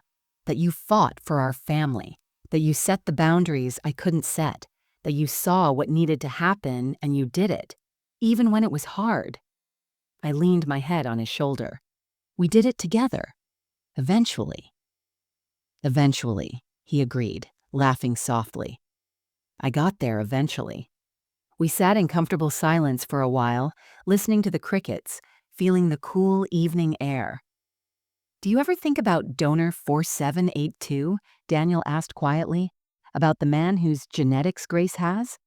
"Sometimes," I admitted. "I wonder what he's like. If he knows he helped create this amazing little person, if he has other children out there, half siblings Grace will never know." "Does it bother you?" "No," I said honestly, "because Grace's father isn't donor 4782. It's you. You're the one who changes her diapers at 3 a.m. You're the one who makes her laugh with your ridiculous faces. You're the one who'll teach her to ride a bike and help with her homework and walk her down the aisle someday. Biology is just biology. Family is so much more than that." Daniel pressed a kiss to the top of my head. "I love you. So much. I love you too." Inside, through the baby monitor on the patio table, we heard Grace stir. Not crying, just making the little sounds she makes when she's dreaming. Her sweet, soft baby sounds that filled our house and our hearts. "We made it," I said softly, "through all of it. The lies, the threats, the drama. We made it to the other side. We did." Daniel squeezed my hand. "And we're going to keep making it. One day at a time. One day at a time." That felt right. That felt true. Because motherhood, real motherhood, isn't about grand gestures or perfect moments. It's about showing up every day, setting boundaries when necessary, offering grace when possible, protecting fiercely and loving unconditionally. It's about being the incubator, yes, but so much more than that. It's about being the mother. I learned so much in that year about strength I didn't know I had, about the importance of standing up for yourself, even when it's terrifying, about the fact that people can change if they want to badly enough, if they're held accountable, if they're given a reason to be better. Patricia isn't perfect now. She still sometimes oversteps, still sometimes forgets that grace isn't hers. But when she does, I gently remind her, and she apologizes, adjusts, tries again. That's all any of us can do, really. Try, adjust, do better tomorrow than we did today. If you're going through something similar, if you have a mother-in-law or father-in-law or anyone who's trying to take over your family, your pregnancy, your child, I want you to know this. You have the right to set boundaries. You have the right to protect your family. You have the right to say no, to push back, to demand respect. And if they love you, really love you, they'll rise to meet those boundaries. It might take time. It might take consequences. But real love adjusts. Real love learns. You're not an incubator. You're not a vessel. You're not temporary. You're a mother, a father, a parent. And that means everything. So, would you have done what I did? Would you have exposed the secret at that family dinner? Or would you have handled it differently? I'd love to hear your thoughts, your stories, your experiences with difficult in-laws and how you navigated them. Because we're all in this together, this messy, beautiful journey of family and love and boundaries.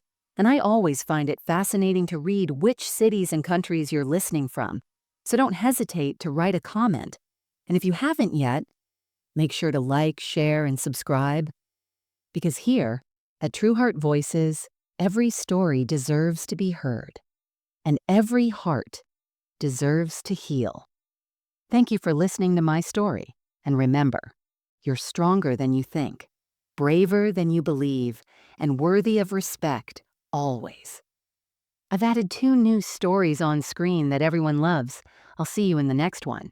With love.